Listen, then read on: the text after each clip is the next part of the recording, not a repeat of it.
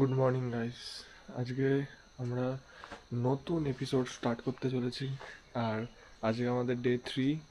আমরা আজকে বেসিক্যালি প্লামাটা ছেড়ে বেরিয়ে যাব। আমরা যাবো হচ্ছে লেফটে জগতের দিকে। আর এখন ঘড়িতে ওই 5টা মতন বা 5:30 6টা এরকম বাজে। ভেবেছিলাম কাঞ্চনজঙ্ঘা দেখতে পাবো, বাট একদম দেখা যাচ্ছে না। আর আমি তোমাদেরকে দেখাই কিরকম কী সিন রয়েছে ওই জায়গাটাতে। আমি নিচে গিয়ে দেখাই একটু।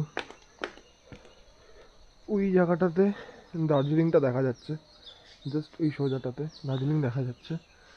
আর এদিকটা সিকিম দেখা যায়। আর সকালবেলা একদম উঠেছি যখন, জাস্ট দরজাটা খুলে বেরিয়েছি তখন সামান্য একটু দেখা যাচ্ছিলো, বাট এখন একদম দেখা যাচ্ছে না, মানে একদমই নেই। আর কিছুই দেখা যাচ্ছে না বলতে পারো, মেঘে ঢেকে রয়েছে।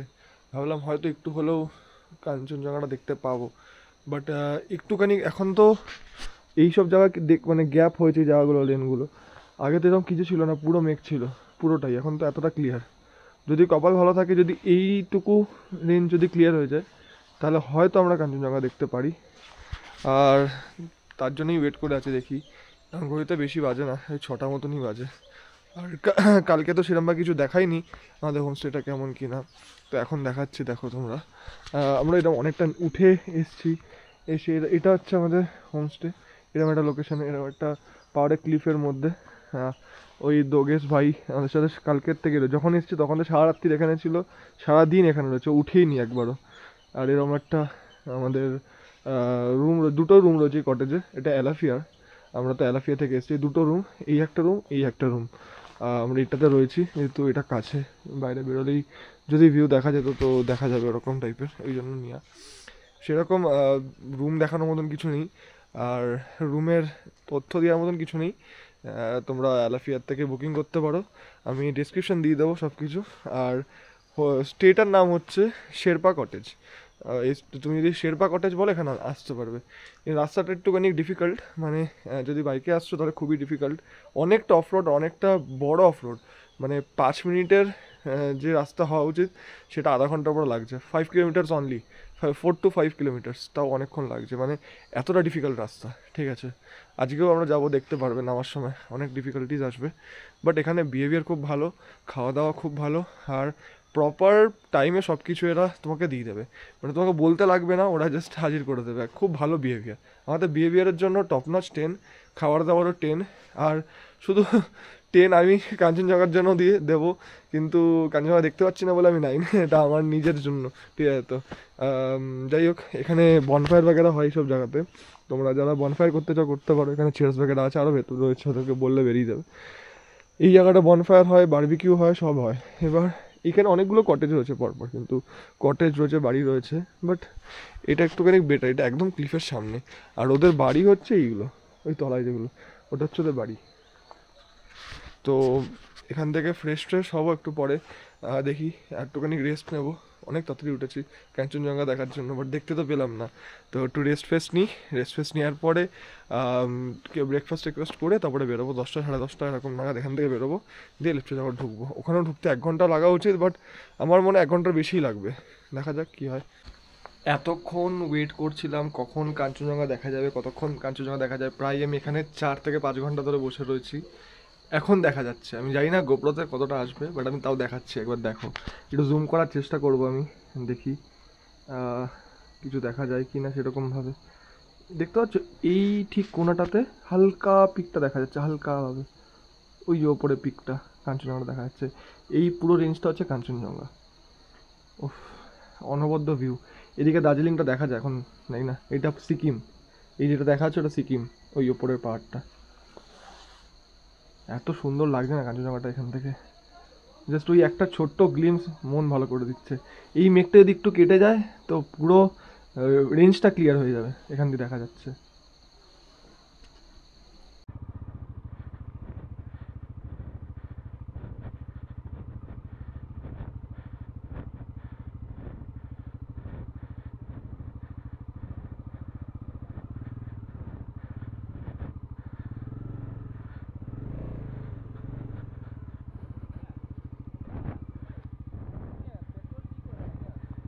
कहाँ से?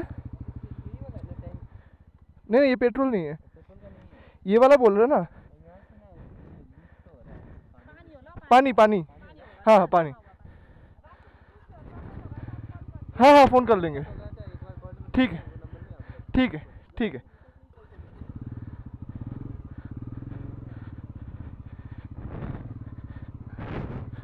ও আবার সেই খতরনাক রাস্তা।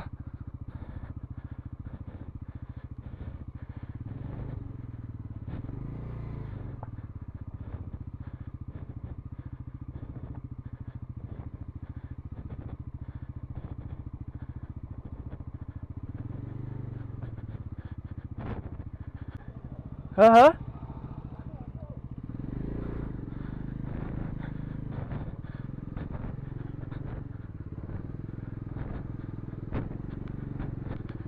কিরকম খাড়াই রাস্তা উঠছি রে বাবা, কোনো রাস্তাই নেই।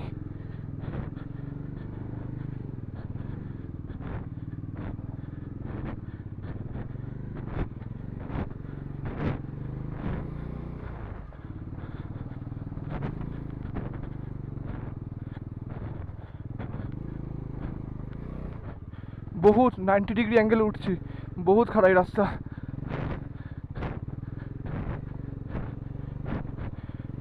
ওর হালকা গাড়ি তো, ও তাড়াতাড়ি বেরিয়ে যেতে পারছে, আমার যেহেতু এতটা ভারী গাড়ি একটু কষ্ট হচ্ছে।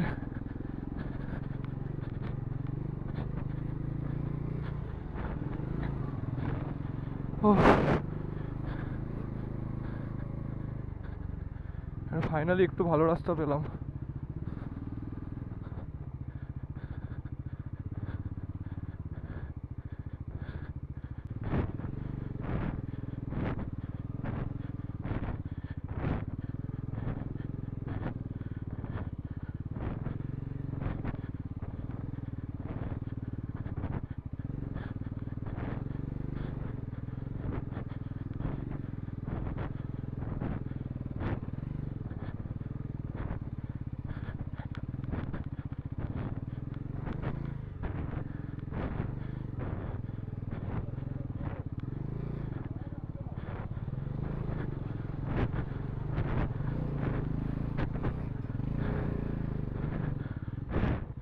এই তো, এ ব্যাগ পড়ে গেছে, ব্যাগ পড়ে গেছে।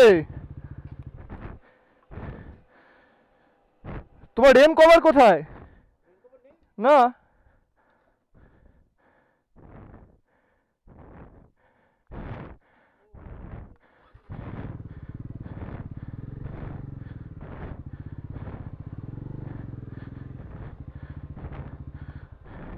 ও লামাহাটার ভ্যালি থেকে বেরোচ্ছি এবার, এতক্ষণ ধরে অফ রোড শেষ করে।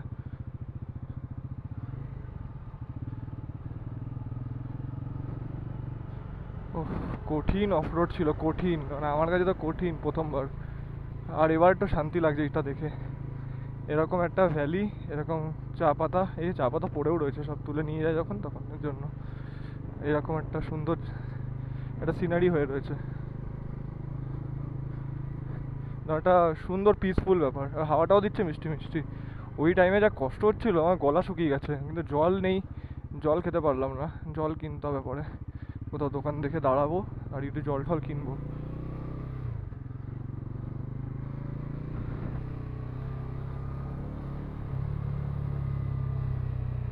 অসাধারণ লাগছে, অসাধারণ। এটা মনে হয় দার্জিলিং সাইড, ওই দিকটা মনে হয়, আমি যাই না শিওরলি।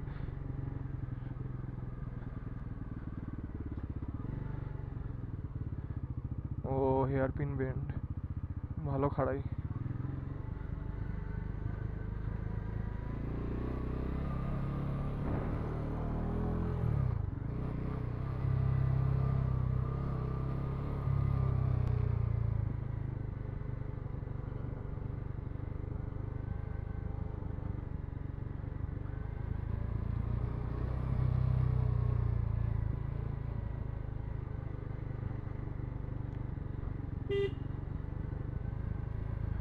রাস্তা দেখেছো?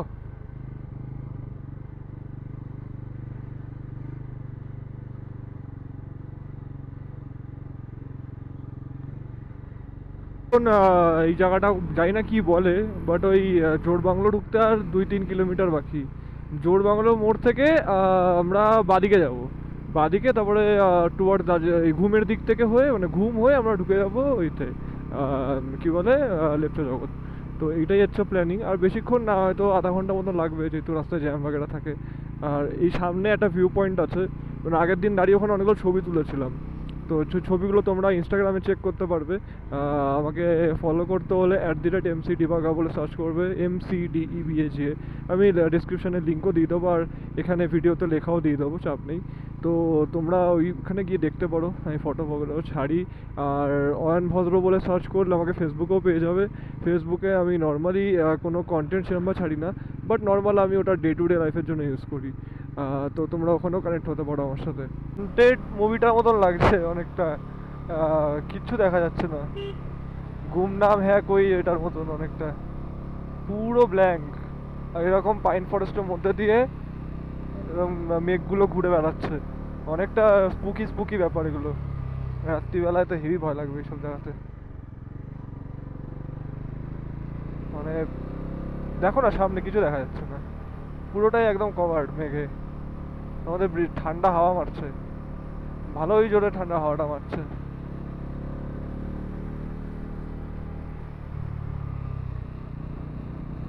তাই আমরা ঢুকে গেছি এখানে, জানি না কেন হঠাৎ করে অনেক জোরে ঠান্ডা হাওয়া দিচ্ছে একটা।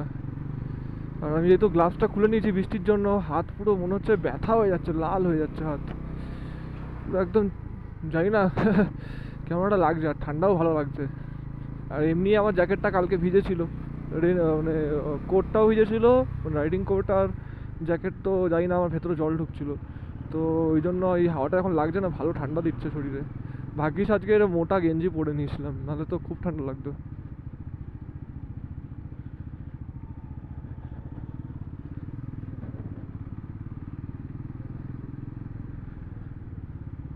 কিচ্ছু দেখা যাচ্ছে না এদিকে।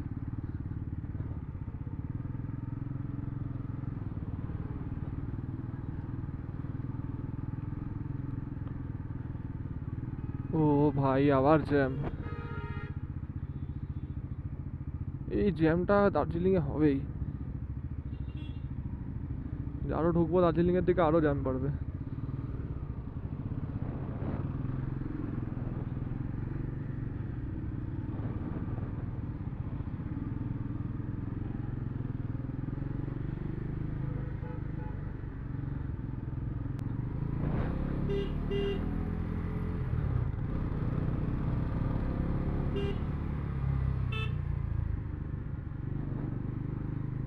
মিরিকের দিকে ঢুকে গেলাম আমরা, এটা মিরিক যাওয়ার রাস্তা।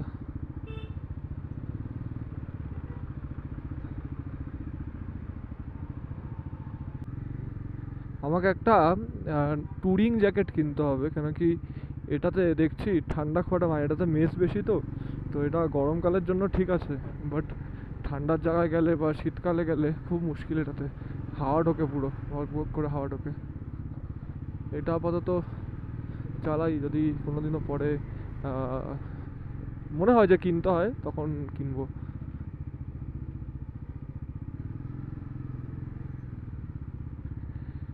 আরে ইয়ার, এত জ্যাম কেন ভাই? এই গাড়িটার পেছনে আবার কি লাগিয়েছে, কি সুন্দর একটা টিং টিং টিং টিং করে জ্বলছে লাইটটা। ও আচ্ছা, ওটা ব্রেক মারলে জ্বলছে।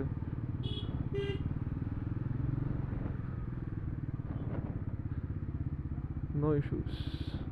বেরোতে দিল না, বেরোতে দিল না, না মানে বেরোতে পারলাম না অ্যাকচুয়ালি।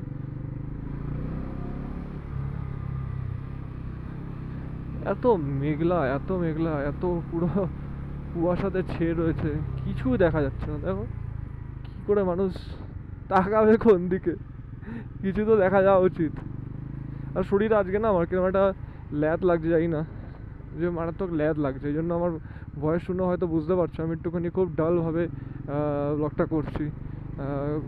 মানে কেমনটা লাগছে শরীরটা আজকে, আমার ভালো লাগছে না খুব একটা, মানে রেস্ট নেওয়া হয়নি, ঘুমও নেওয়া হয়নি, তাই জন্য হতে পারে। কারণ কি দুপুর বিকালবেলায় এসে ভেবেছিলাম ঘুমাবো, যেমন দীপ্তজিৎ ঘুমিয়ে পড়েছিল কিছুক্ষণের জন্য, 1-2 ঘন্টা। তো সেই ঘুমটা যদি দিতাম তাও কাজ হতো, ওটাও করিনি। ব্লগগুলো এডিট করছিলাম বসে বসে, আর কি বলে তারপরে এই ফুটেজ ট্রান্সফার করছিলাম। দেন রাত্রিবেলায় তাড়াতাড়ি মানে ঘুমিয়ে পড়েছিলাম ওই 11:30-12টার মধ্যে, কিন্তু নামার সকালবেলায় উঠে গেছি আমি 4টের সময়, 4 ঘন্টা ঘুমিয়েছি। আর 3 দিন ধরে লাগাতার আমি এই 3-4 ঘন্টা ঘুমাচ্ছি, ওই জন্য হয়তো শরীরটা এরকম লাগছে, জানি না কী হতে পারে রিজন।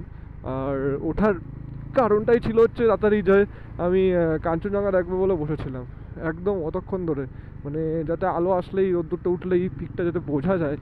তো কপাল খারাপ ছিল, অতটা বুঝতে পারিনি। 7টা নাগাদ দেখতে পাই, এতক্ষণ মানে অতটা পরে 3 ঘন্টা পরে, তাও একদম অল্প। ব্যাক টু ভুতুরে এরিয়া। কীরকম ভুতুরে ভাই ভাইবটা, এখান থেকে মিরিক 32 কিলোমিটার, আর আমরা আমাদের লোকেশন প্রায় হয়তো পৌঁছে গেছি বলতে পারো।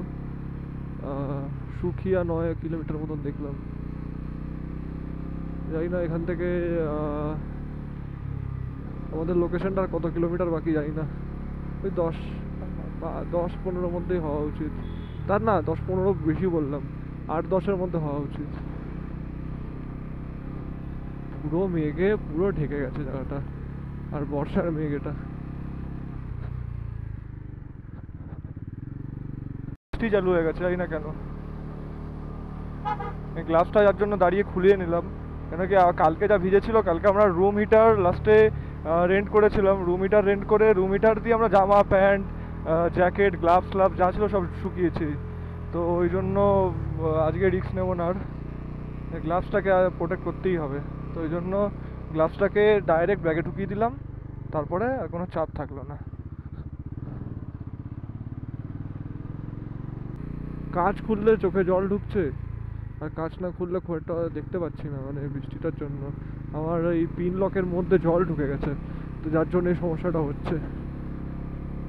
পাহাড়ে রাইড করা তবে বৃষ্টিতে বহুত চ্যালেঞ্জিং। আমার ফার্স্ট টাইম এটা, আর আমি ফার্স্ট টাইমে যা বুঝতে পারছি, দেখছো সামনে কিছু দেখা যাচ্ছে? কিচ্ছু দেখা যাচ্ছে না। কাজটাও যে খুলবো, সেটাও খুললে মুখ চোখ ঠান্ডা হয়ে যায়। আরে বাপ রে বাপ, এরকম এরকম তাই বলে এরকম সামনের কিছুই নেই দেখা। ভাই ভাই,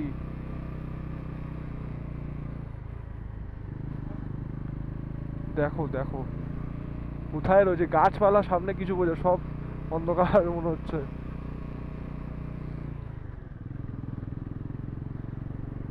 লোকজন কেন পাহাড়ে এসে প্লাস্টিক ফেলে এসব আমি বুঝি না, মানে আমার পছন্দ না। মানে গ্রিন লেখাই আছে, তুমি যদি কোনোদিনও দার্জিলিংয়ের স্টেশন বাগেরার সামনে দেখো লেখা থাকে যে গ্রিন হিল অফ ইন্ডিয়া, এরকম বলা আছে, আর সত্যিই তাই।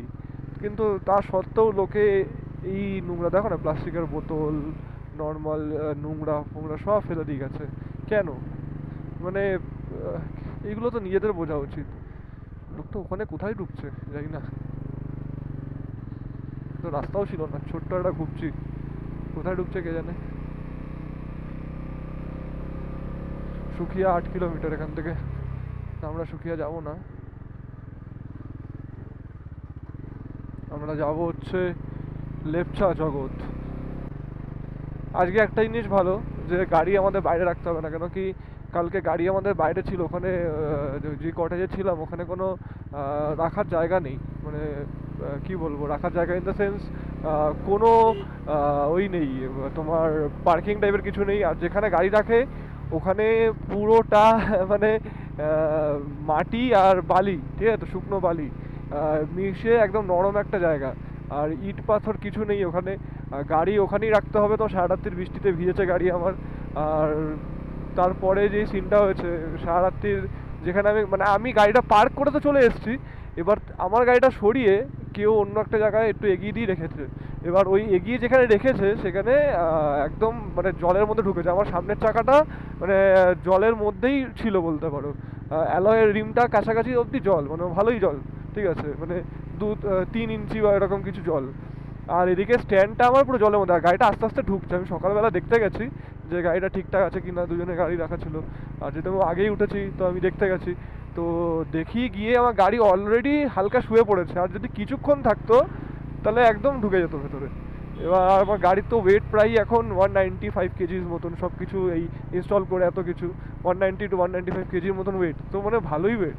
তো এবার ওই জন্য খুব সমস্যা হয়ে যাচ্ছিলো। লাস্টে ওইখানে একটা ইট জোগাড় করলাম, ইট গাড়িটা তো নাড়াতে পারছিলাম না একা, কেন ওটা হেল্প ছাড়া হবে না। এবার তাই জন্য আমাকে লাস্টে ওই খুঁজতে হলো, একটা ইট খুঁজতে হলো ওখান থেকে, মানে পাহাড়ি ইট। ওই ইট না, অ্যাকচুয়ালি পাথর। তো ওই পাথর দিয়ে তারপরে অ্যাকচুয়ালি স্ট্যান্ডের তলায় রেখে এসেছি, যাতে কিছুক্ষণ সাপোর্ট থাকে, নাহলে গাড়ি পড়ে যেত আমার। জগৎ, এখানে আমাদের হোমস্টেটা কোনটা? ওই তো আফিয়া।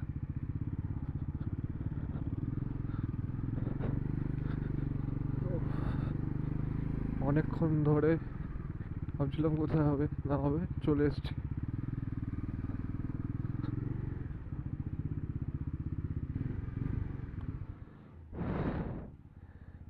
গাড়ি ভেতরে পার্কিং এর জায়গা এখানে, দেখা যাক। এটা আমাদের হোটেল।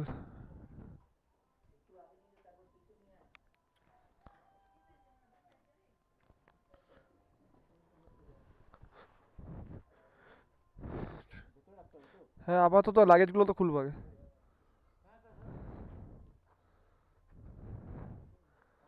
রাইড করার পরে রুমে উঠলাম। জাস্ট আগে বাইরের ভিউটা দেখাবো, তারপরে ঘরের ভিউটা দেখাবো, ঠিক আছে? জাস্ট দেখো কি অসাধারণ লাগছে পুরো মেঘে। ওই ফসিলসের কেন পড়লে এরকম গানটা মনে পড়ছে। এটা আমাদের রুম, আমি রুমটা দেখাবো জাস্ট।